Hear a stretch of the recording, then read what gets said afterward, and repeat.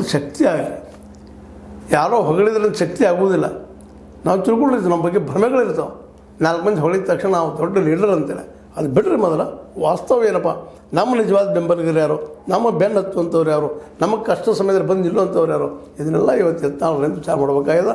ತಾವು ಅಷ್ಟೇ ಕೆಡೋದ್ರಿಂದ ಜೊತೆಗೆ ಸ್ವಾಮೀಜಿಯವರು ಸಹಿತ ಪೆಟ್ಟು ಕೊಟ್ಟಿದ್ದು ನಿಜವಾಗಿ ಯತ್ನಾಳ್ ಮಾಡಿ ದೊಡ್ಡ ತಪ್ಪು ಅಂತ ಈ ಸಂದರ್ಭ ಹೇಳ್ತಾ, ಏನೋ ಆಗಲಿ ಯತ್ನಾಳ್ ಇನ್ನೂ ಸಮಯದ ನಾಲಿಗೆ ಕಂಟ್ರೋಲ್ ಮಾಡಿದ್ರೆ ನಾಲಿಗೆ ಒಳ್ಳೆಯದಾದರೆ ನಾಳೆಲ್ಲ ಒಳ್ಳೆಯದು. ಸರಿಯಾಗಿ ಸುಮ್ಮನೆ ಮಾಡಿಲ್ಲ ಅದರ ಮಾತುಗಳನ್ನು. ಮಾತಿನಿಮ್ನಗೆ ನುಡಿಯುವ ಮಾತಿನಿಮ್ ಹಾಗೆ ಕೊರಿಯುವ ಮಾತಿನಿಮ್ ಸರ್ವ ಸಂಪದವು ಮಾತೇ ಮಾಣಿಕ್ಯ ಸರ್ವಜ್ಞ ಹುಚ್ಚಲ್ಲ ಮಾಣಿಕ್ಯ ಅಂತೇಳಿದ ಸರ್ವಜ್ಞ. ಇದೆಲ್ಲ ತಿಳ್ಕೊಂಡು ತಮ್ಮ ನಾಲಿಗೆ ನಿರಂತರಿಟ್ಕೊಂಡು ಯಡಿಯೂರಪ್ಪನವ್ರು ಬೆಳೆದಿದ್ದಂಥವ್ರು ಅವ್ರಿಗೆ ನೀವು ಏನು ಬೇಯಿದ್ರು ಏನಂದ್ರು ನಿಮ್ಮ ಮೈ ಮೇಲೆ ಬೀಳೋದಿನ ಅವ್ರಿಗೆ ಅಲ್ಲ ಅನ್ನೋದು ಅಷ್ಟು ಸತ್ಯದ.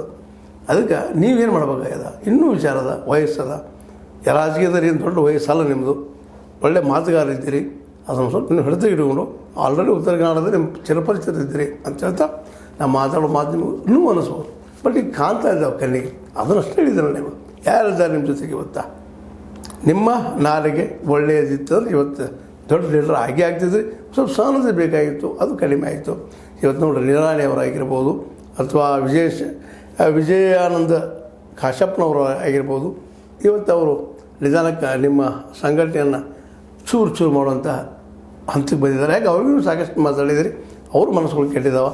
ಇಂಥ ಸ್ಥಿತಿಯಲ್ಲೇ ನಮ್ಮ ಯತ್ನಾಳರು ಸಂಯಮದಿಂದ ಇರಲಿ, ಹೊಸ ಪಕ್ಷ ಕಟ್ಟೋದನ್ನು ಕಟ್ಟಲಿ, ಏನು ತಪ್ಪಿಲ್ಲ. ಪ್ರಜಾಪ್ರಭುತ್ವದ ಎಲ್ಲ ಸಾಧ್ಯ, ಇವರಿಂದ ಆಗೋದಿಲ್ಲ ಅಂತಲ್ಲ. ಆದರೆ ಅದಕ್ಕೆಲ್ಲ ಭಾಳ ಸಂಯಮ ಬೇಕು. ಅದಕ್ಕೆ ಇವತ್ತಿನ ರಾಜಕೀಯದಲ್ಲಿ ದುಡ್ಡು ಬೇಕು ಭಾಳ.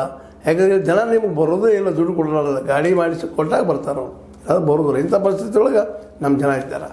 ಊಟ ಕೊಡಬೇಕು, ಮೇಲೆ ಬಾಟ್ಲೆ ಕೊಡಬೇಕು, ಮತ್ತು ಕರಿಬೇಕು, ಗಾಡಿ ಕೊಡಬೇಕು, ಎಲ್ಲ ನಾವು ನೋಡ್ತಾ ಇದ್ದೀವಿ. ನಾವು ಎಲ್ಲ ರಾಜಕಾರಣಿಗಳು ಇದ್ದ ಮಾಡ್ತಾ ಇರ್ತಾರೆ. ಆವತ್ತಿನ ಒಂದು ಪಗಾರ ಊಟ ಇಟ್ಟು ಕೊಟ್ಟರೆ ಓಕೆ ಅಂತಾರೆ, ಇಲ್ಲಂದ್ರೆ ಯಾರು ಯತ್ನಾಳ್ ಅಂತ ಕೇಳ್ತಾರೆ. ಅಲ್ರಿ ನಿಮಗೆ ಲೈಕ್ ಆಗಿರ್ಬೋದು, ಲೈಕ್ ಮಾಡಿ, ಶೇರ್ ಮಾಡಿ, ಕಮೆಂಟ್ ಮಾಡಿ, ಜೊತೆಗೆ ಸಬ್ಸ್ಕ್ರೈಬ್ ಮಾಡ್ಲಿಕ್ಕೆ ಹೋಗ್ಬೇಡ್ರಿ. H16 ನ್ಯೂಸ್ ಅರ್ಥಾತ್ ಹೇ ಸೀತಾರಾಮ್, ಇದು ಸತ್ಯದ ಕೈಗಳಲ್ಲಿ ವಂದನೆಗಳು.